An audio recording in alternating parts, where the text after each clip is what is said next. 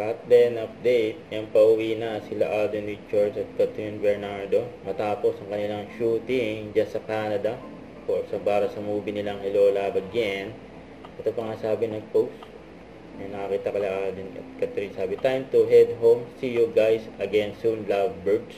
Yun know, and umorder sila ng Starbucks and coffee dahil coffee lover ang Kat din. Yun know, ganda pa nga na-smile ng dalawa.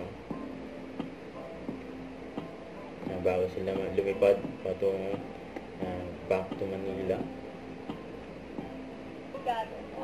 Kaya kulit pa nga ni Alden dyan Yan, ginawa pa nga salamin yung cellphone. Nag-aayos ng buhok.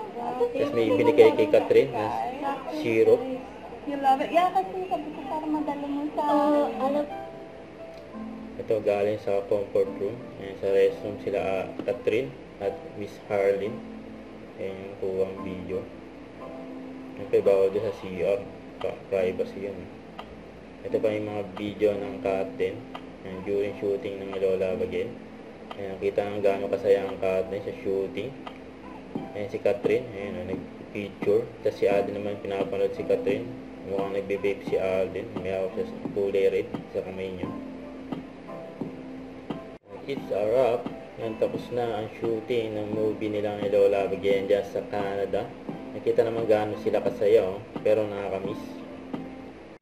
Huwag kalimutan mag-subscribe, click ang notification bell kung may update. Ito po ang Richard Reaction Vlog. Bye guys, thank you for watching.